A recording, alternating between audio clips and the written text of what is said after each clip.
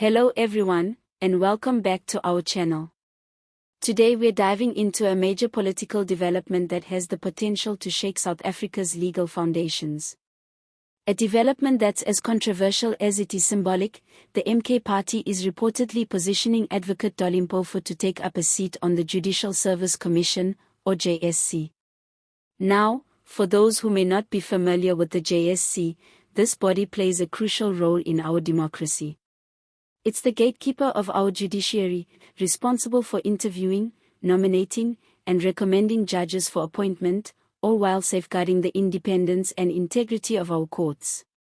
So any political maneuvering involving this commission is bound to stir national debate. And that's exactly what's happening right now. The MK party, also known as the Umkhonto we Sizwe party, is allegedly preparing to deploy none other than Advocate Dali Mpofu to fill the seat left vacant by Judge President John Hlophe. And if this happens, it won't just be a personnel change, it could usher in a whole new era in the way South Africa appoints its judges. So who exactly is Dali Mpofu, and why is his name sparking such heated discussion? Mpofu is no stranger to controversy or high-stakes politics. He's a senior advocate, a former chairperson of the Economic Freedom Fighters, and a figure who has become both admired and criticized for his sharp, often confrontational courtroom style. He's represented everyone from former President Jacob Zuma to high-profile figures in government corruption and public sector disputes. To his supporters, Mpofu is a warrior, someone who speaks truth to power and refuses to be intimidated by the elite circles of the legal world. To his critics, he's a political loyalist who often blurs the lines between law and ideology. And that's exactly why his possible return to the JSC is drawing such intense scrutiny. This wouldn't be Mpofu's first time on the Judicial Service Commission. He has served before, and during his time, he made waves for challenging what he described as the elitist nature of judicial appointments, often questioning why so few working-class or black South Africans made it to the upper echelons of the judiciary. His approach was bold, unfiltered, and for some, refreshing. For others, it was worrying.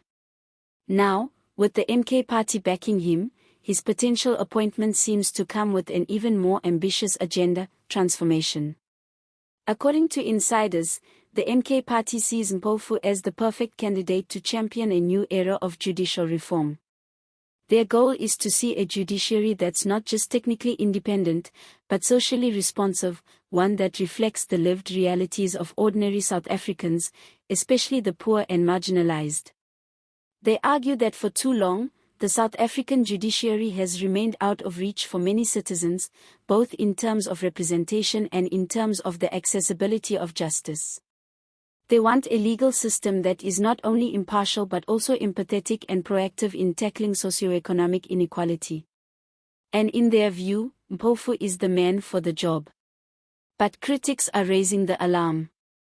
The biggest concern is this: can someone with strong political affiliations truly act impartially on a body tasked with safeguarding judicial independence?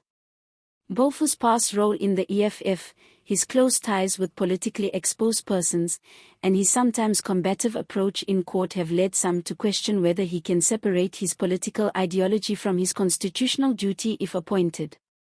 Legal analysts are warning that the politicization of the JSC could pose a real risk to public trust. If citizens begin to perceive the JSC as an extension of party politics, rather than a neutral constitutional body, confidence in the judiciary as a whole may be undermined. Even more worrying is the potential domino effect.